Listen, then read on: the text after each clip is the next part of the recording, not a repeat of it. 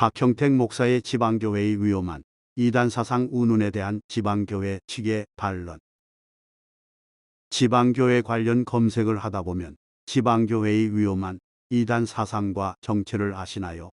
라는 내용의 유튜브 영상이 가끔 연관 검색되어 나옵니다. 이 자료를 인터넷에 올린 박형택 목사는 지방교회를 붉은색으로 칠하고 정체라는 자극적인 용어를 썼어. 마치 지방교회 측이 무슨 심각한 문제가 있는 단체인 것처럼 크게 왜곡하고 있습니다. 그러나 워치만 리와 위트니스 리로 대표되는 전 세계 지방교회들은 핵심 신앙 요소인 근본주의 5대 강령을 존중하고 그리스도를 생명으로 체험하여 주님의 몸인 교회를 건축하는 것을 추구합니다. 이것은 사도들의 가르침에 따른 성경의 중심 계시이기에 이것을 실천하는 각지 지방교회는 정통이며 결코 이단이 아닙니다. 그렇다면 박 목사는 왜 사실과 다른 말로 동료 믿는 이들을 공개적으로 정죄하는 내용을 인터넷에 유포하고 있는 걸까요? 우리의 검토 결과 그 이유는 박 목사 자신에게 소위 이단 연구가로서 심각한 결격 사유가 있고 지방교회 측에 대한 그의 연구가 터무니없이 부실하기 때문입니다. 따라서 우리는 두 차례에 걸쳐 그의 글을 반박하는 변증을 하려고 합니다. 먼저 이 글에서는 왜 그에게 이단 사역자로서 심각한 결격 사유가 있는지를 언론에 공개된 자료를 통해 검증하고, 다음 글에서는 지방교회 측을 이단이라고 정죄한 그의 주장을 직접 반박하고자 합니다. 박형택 목사, 그는 누구인가? 박 목사는 현재 서울 화곡동에서 한국기독교 이단상담연구소를 운영하며 나름의 이단 사역을 하고 있습니다. 그는 1983년에 처음 교회를 개척하여 목회할 때 현대종교 고 탕명환 소장을 만나게 된 것이 이단에 관심을 갖게 된 계기가 되었다고 합니다. 그는 예장합신 교단의 이단 결의에 많이 관여했고 미주 세의원에서도 중책을 맡았지만 아래에서 보듯이 그의 학력, 이단 정죄 과정, 삼위일체에 대한 이해, 공교단에 의해 본인 자신이 이단으로 규정됨 등 이단 연구가로서의 자질에 심각한 결함을 드러내고 있습니다. 박 목사의 이단 연구가로서의 심각한 결격 사유들. 다른 이들을 이단으로 규정하는 것은 엄중한 문제입니다. 그런데 박 목사가 현대종교 김정수 기자와의 대담 기사에서 실토한 것에 따르면 그동안 한국 교계는 이단이 아닌 사람을 이단으로 조작하는 일이 있었습니다. 심지어 이단 감별사 본인이 나중에 공교단에 의해 이단으로 규정되기도 합니다. 이처럼 이단이 이단을 만들어낸 범주에는 박형택 목사 본인도 포함됩니다. 이제 아래에서는 왜 박형택 목사가 이단 전문가로서 심각한 결격 사유가 있는지를 좀 더 자세히 살펴보겠습니다. 학력 위조 의혹. 박 목사가 비인가 신학교인 서울신학교에서 한국성서 대학교로 편입한 과거 경력이 모 교계 신문에 의해 학력 위조 의혹으로 보도되어 결국 쌍방의 갈등이 법정 분쟁으로까지 번졌습니다. 쟁점은 1. 고등교육법 위반, 2. 군 복무 기간 중 학점 취득 의혹입니다. 이단 날조. 박 목사는 또한 한 교계 신문 기사에서 자신이 몸담고 있던 예장 합신총회 이대위 결의 과정에서 자기가 조사하자하고 자기가 조사하고 자기가 결의하는 시기에 이단 날조를 했다고 지적받았습니다. 그 기사는 조사 요청이나 총회 결의 등의 모든 과정들은 그야말로 형식적인 것에 불과하고 박형택 목사의 혼자의 생각이 그대로 총회의 결의가 되어버린 것이다. 그리고 그때부터는 박형택 목사의 이름은 빠지고 예장 합신 교단이 이러한 결의를 했다는 식으로 박 목사 유착 관계에 있는 언론들에 의해 대대적으로 보도되고 있는 형편이다 라고 했습니다. 참고로 지방교회 측은 합신교단으로부터는 이단 규정된 사실이 없습니다. 그러나 자주 거론되는 통합교단, 고신교단의 지방교회 측 이단 규정은 각각 최상경 목사, 전영복 목사의 부실한 개인 연구물을 해당 교단이 그대로 가져다가 교단 이름으로 발표한 것입니다.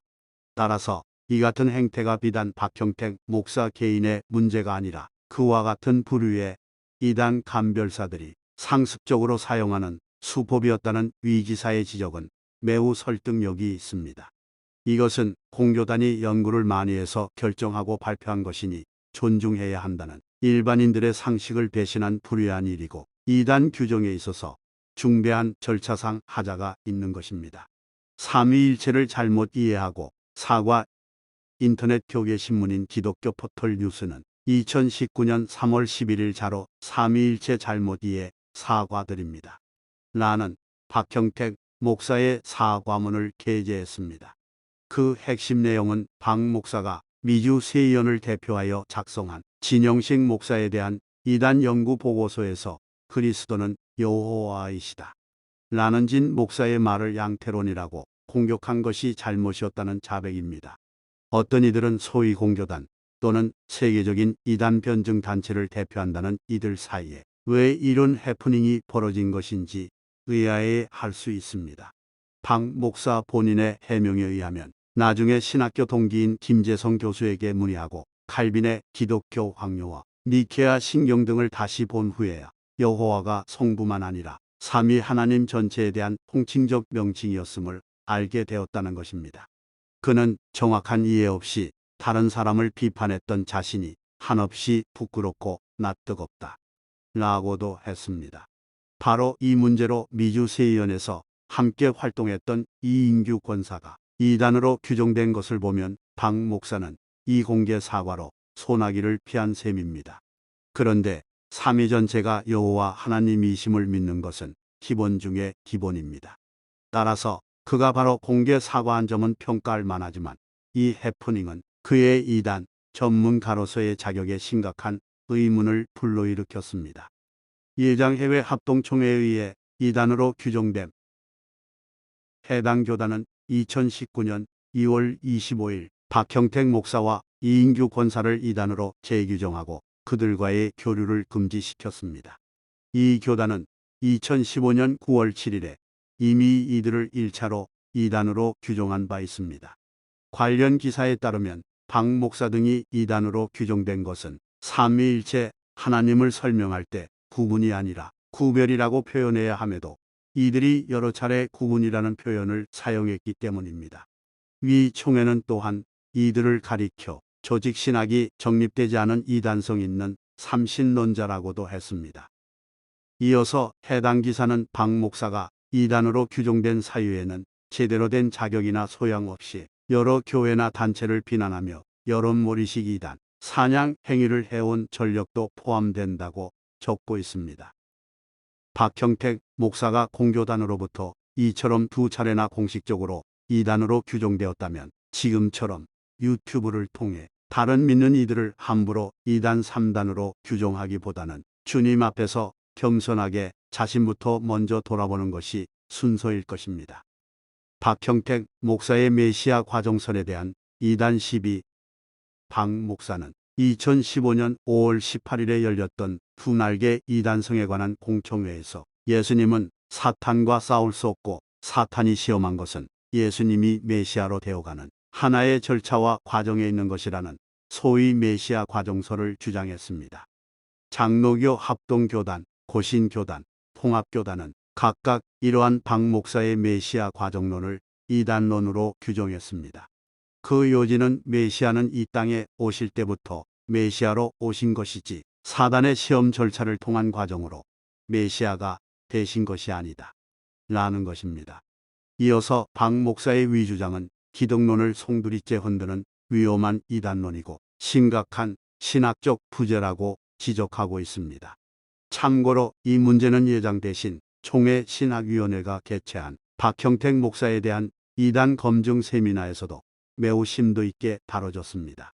세미나 강사인 박만경 교수, 김양주 교수, 고영섭 교수의 이 주제에 대한 평가는 해당 기사 내용을 참조하시기 바랍니다. 결론. 위에서 보았듯이 박형택 목사는 성경의 핵심 교리인 삼위일체론과 기독론의 이해에 심각한 결함이 드러나서 한국의 주류 교단인 합동교단, 통합교단, 고신교단, 예장해외 합동총회에 의해 각각 이단으로 규정된 인물입니다. 따라서 그가 지방교회 측을 향해 어떤 말을 했든 1차적으로 그것은 무자격 이단 감별사의 개인 의견에 불과하며 전혀 공실력도 구속력도 없다는 점을 독자들은 기억하실 필요가 있습니다.